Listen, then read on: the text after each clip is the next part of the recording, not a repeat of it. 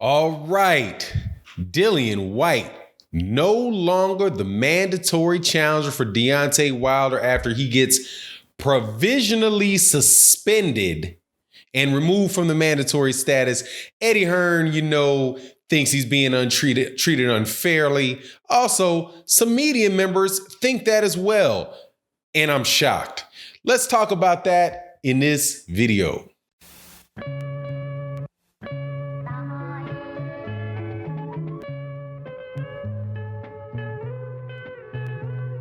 Thank you so much to the people that signed up for the Patreon. Just so you guys know, we have the next installment of the negotiation series up there on the Patreon.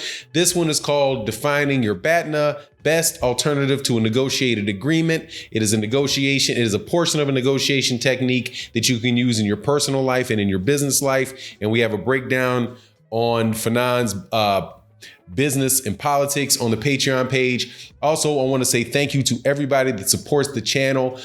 This particular video, I'm going to say thank you to Toot Robinson. Much love for all the support that you showed to the channel.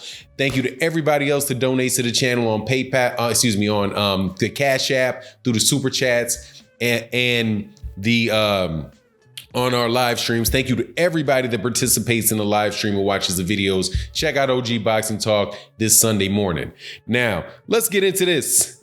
Oh yeah, I'm happy. Dillian Whyte, like I said was going to happen, like any reasonable person would have assumed, is now no longer the mandatory challenger for Deontay Wilder because of the drama that took place in the UK, the aftermath of his fight with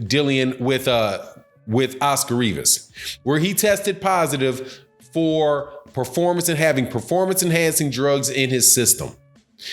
Also, but unrelated to the suspension, there was an issue with his gloves. The suspension, the fight was allowed to continue without notifying the WBC. The suspension is right, it's just, it's fair. However, Eddie Hearn thinks we should wait for all the facts to come out before anything happens to Dillian Whyte, while at the same time tossing Dillian Whyte under the bus a little bit there by saying that his lawyers and he are going through that and they're going to try to find a way to save his good name. No, sorry.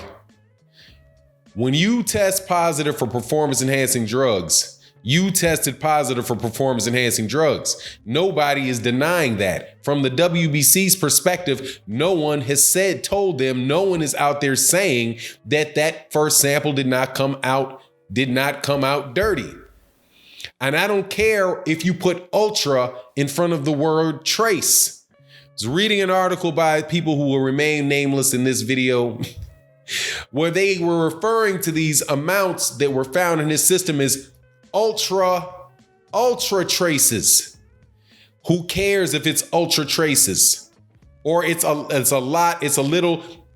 Obviously, people that use performance enhancing drugs, people that use drugs, period, flush their systems out.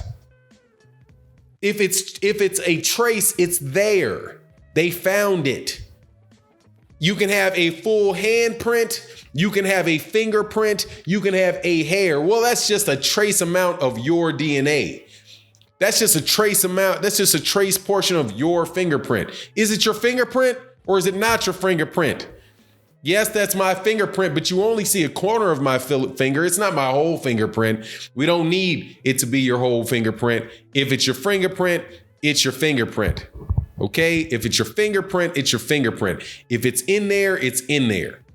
And the WBC is well within their rights and well within their obligations to suspend him from that mandatory status because they didn't inform him.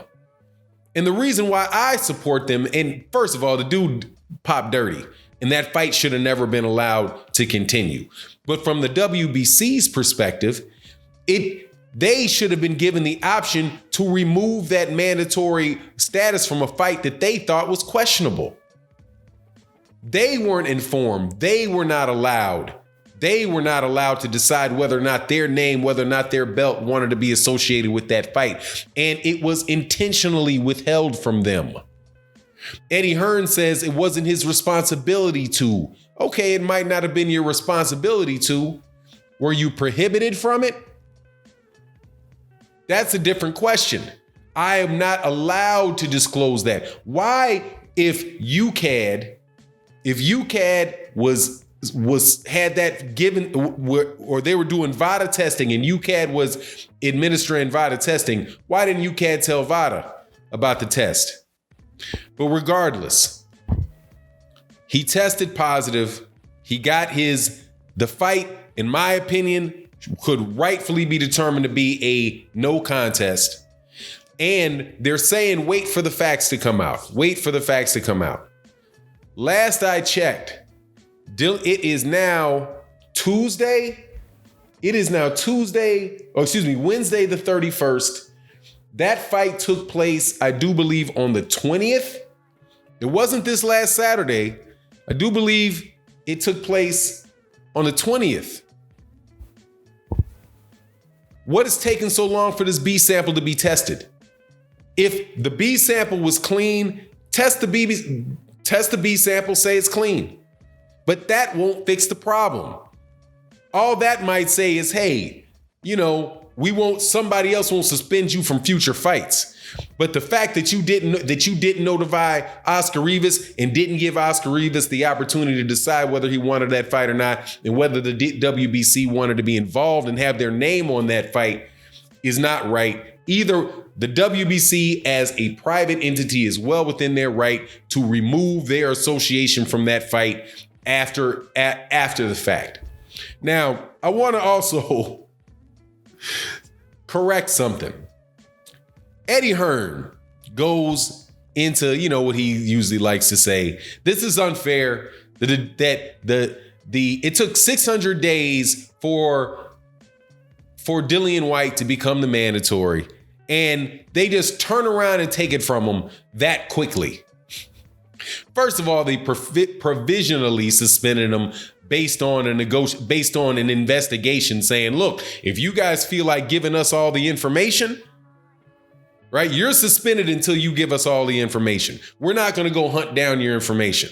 You can give us the information. You give us the test results. You can give us whatever they need to know. We want the transcripts. I'm just assuming what they asked for. I want to know the transcripts from the conversations you had from the BOC. What was their rationale? What was their rationale for allowing this fight to go on, just out of curiosity? Also, where's the B sample? Give us the B sample. We'll test the B sample. And matter of fact, give us the A sample and the B sample. We're going to give that to VADA, and we're going to test that over again to see whether or not you need to be suspended from the PBC, from the WBC for several years.